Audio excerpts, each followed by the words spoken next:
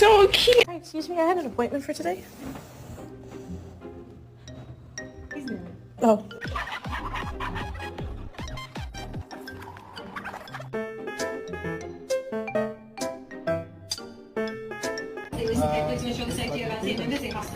We thank you for respecting each other and You win.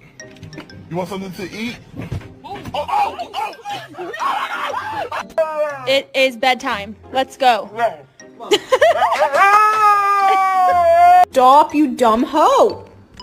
I'm so sorry I said that. I take it back. I'm not sorry at all. You just ate an entire chicken parm. The whole chicken.